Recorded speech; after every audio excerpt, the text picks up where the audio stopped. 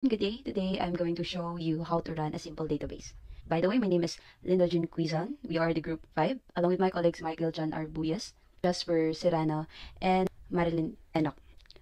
Alright, let's start with, we're just going to search the online SQL editor. Here we have a lot of options, but let's choose the Programmis since ito yung ginagamit namin way back second year. So, in the available tables, we have customers, orders, and shipping. So, since we're going to create our own, let's drop it all. Kasi I want to make it clear na wala talaga akong makitang ibang tables. Well, let's cite first our objective. Ang objective natin ilalagay natin here sa comment. Ganyan yung paggawa ng comment, guys. Alright. Our first objective is to create a table. Display all record. Alright, we're done with citing our objective. Step 1. Create CT underscore students. Students table. Alright, create table. Create table. Alright. And the name of our table is CCD underscore student. Right. Now, since we're already done with the command create table CCD student, we're going to put a parenthesis here because later on we'll put a content inside of the parenthesis.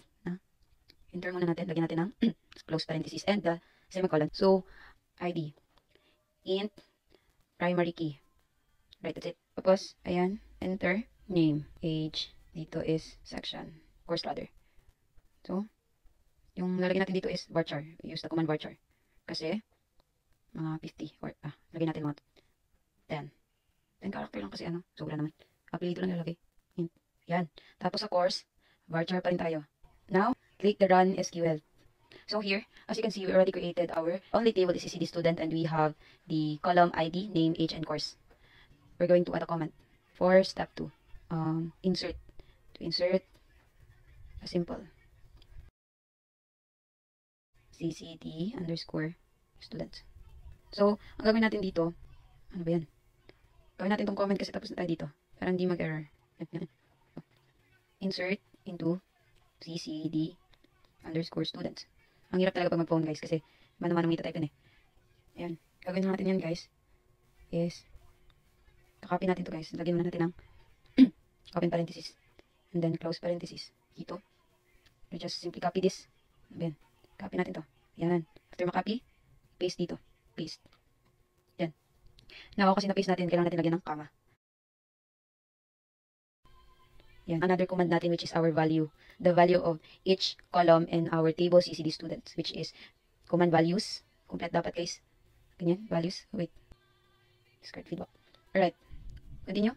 So, dito, lalagyan natin yung bali ID ng isa. Lagyan natin. Lagyan natin ng ganito kasi varchar yung ginamit natin para sa pangalan. Kunwari, here dapat. LJ Quizon. Ganyan. Yan. Comma. Int yung age natin, 20. PT VTED.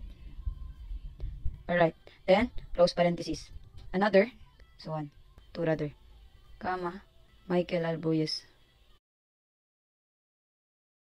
Tapos, close parenthesis. Gawin na din. So, and so forth. Ayan.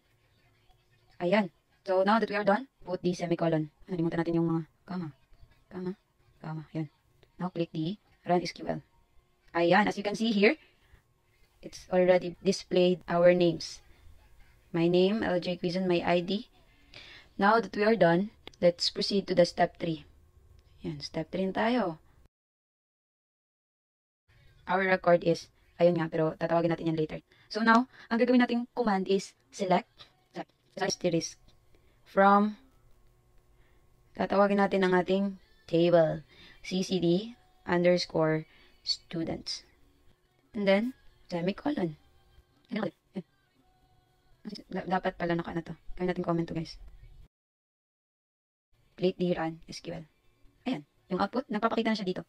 Now, ito, tapos na tayo sa objective, but, like for example, si Michael Arbuyas pala is 65 years old na pala, si Michael Arbuyas. For instance na lang to. So, ang gagawin natin dito, update natin siya. ID.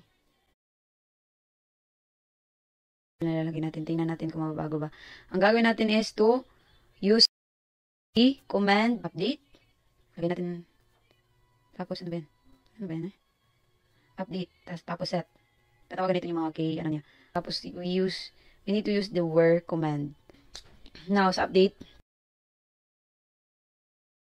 So, yung isa-set natin is ang age. Ano kanina?